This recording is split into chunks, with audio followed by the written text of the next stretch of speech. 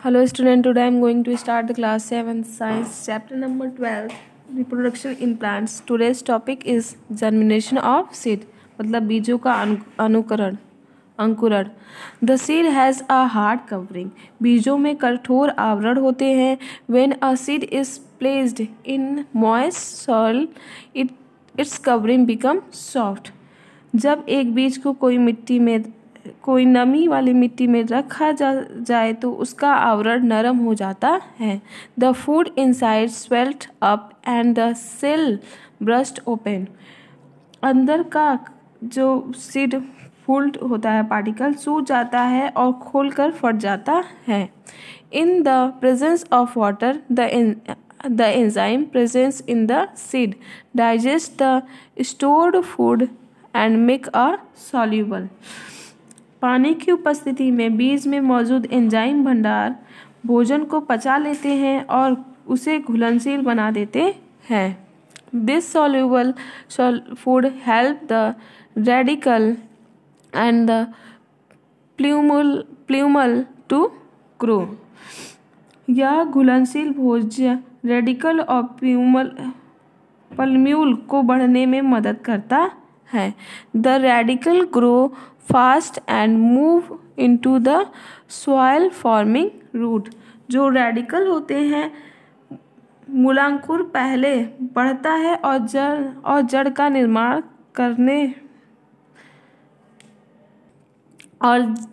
निर्माण करते हुए मिट्टी में चला जाता है. जैसे हम देखें तो ये हमारा सबसे पहले रेडिकल निकलता है.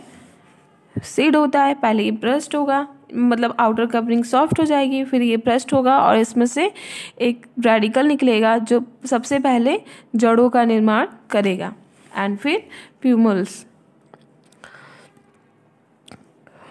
The plumules move upward and come out of soil to form the stem. जो प्यूमल्स होते हैं वो ऊपर की तरफ बढ़ते हैं और मिट्टी में से निकलने के बाद वह तनों का निर्माण करते हैं. The plumule not utilise the sunlight to start photosynthesis. जो प्यूमल्स होते हैं अब प्रकाश संश्लेषण करना शुरू कर देते हैं एट दिस स्टेज. और इस अवस्था में the plant start make its own food. इस अवस्था में जो पौधा होता है वो अपना खुद का भोजन का निर्माण करना शुरू कर देता है. फिर वो धीरे धीरे अपना फोटोसिंथेसिस करता जाएगा, फूड का निर्माण फॉर्मेशन करता जाएगा और धीरे धीरे ग्रो करते करते एक बड़े से प्लांट्स में बदल जाता है. अगला हम देखते हैं कि ये तो सेल्फ पॉलिनेशन था या फिर नेचुरल पॉलिनेशन था. अब देखेंगे आर्टिफिशियल पॉलिनेशन मतलब कि कृत्रिम परागण. The pollution of the earth is increasing. पृथ्वी पर the population on the earth is increasing. पृथ्वी पर जनसंख्या बढ़ रही है. एज अ रिजल्ट नतीजन वी रिक्वायर्ड मोर फूड. हमें ज़रूरत है अत्यधिक भोज्य पदार्थों की. The land area on the earth is limited. जो हमारे पृथ्वी की भूमि क्षेत्र है वो सीमित है. सो इसलिए the only way to increase crop reproduction is to develop better quality seed crop. इसलिए फसल का उत्पादन बढ़ाने का एकमात्र तरीका बेहतर गुणवत्ता वाले बीज या फिर फसलों का विकास करना है. The improvement in the quality of seed और crop is done by the process of hybridisation and the artificial pollination. बीज जो या फसलों का गुणवत्ता में सुधार या संकरण या कृत्रिम परागण की प्रक्रिया के द्वारा हो सकता है.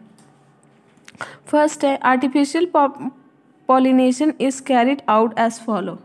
आर्टिफिशियल या कृत्रिम परागण निम्नानुसार किया जाता है. फर्स्ट स्टेप है select flowering plants with the desire characteristic मतलब कि वांछित विशेषताओं वाले फूलों के पौधों का चयन करें. Second remove pollen grain from the ripe anther of plants यानी कि पौधे के पके हुए परागकोशों से परागकणों को हटा दें। थर्ड है डिस्पर्स और spread this pollen grain on a mature stigma of the anther plants। इस परागकणों को दूसरे पौधे के परिपक्व वर्तिका पे बिखेर दें या फैला दें। से फोर्थ है cover the pollinated flower with polythene bag until fruit or seed are produced। जो हमारा पॉलिनेटेड होगा या फिर परागित फूलों को हमें पॉलीथीन बैग से ढक देना चाहिए, फिर बाद में वो फ्रूट या फिर सीड का निर्माण करते हैं।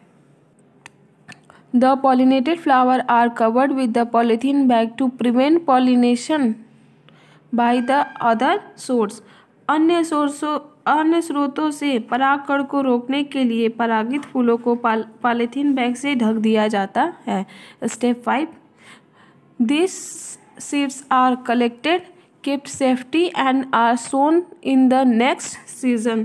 इस बीजों को एकत्रित कर सुरक्षित रख दिया जाता है और अगले मौसम में इसे बोया जाता है। The plants so obtained are hybrid of the plants taken from pollination earlier।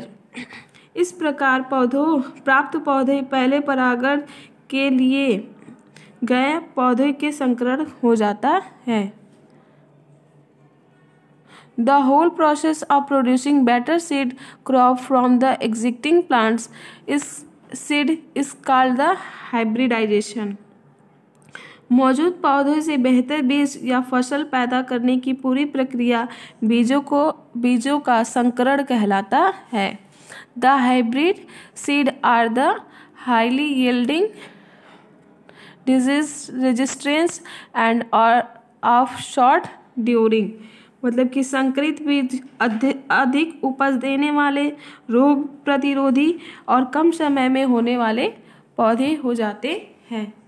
यहाँ पे अगर हम आपको समझाएं हाइब्रिडाइजेशन, तो ये जो फ्लावर है, ये मान लीजिए रेड कलर का फ्लावर है, आपको रेड कलर का ही फ्लावर चाहिए, तो इसके हम क्या करेंगे, इसके वर्तिका को हटा के इसके परागकणों को निकाल देंगे और दूसरे या पिंक कलर का फ्लावर है या फिर कोई और कलर का फ्लावर है, उसके सारे पॉलन ग्रेन को हटा देंगे।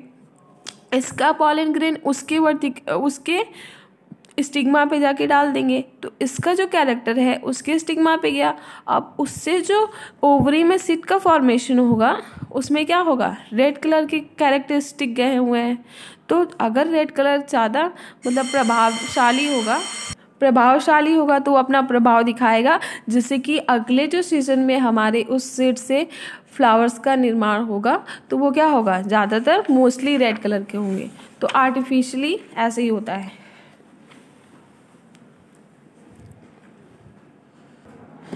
Dispersal of seed and fruits, यानी कि बीज और पौधों का फैलाव। It's plants produce a large number of seeds.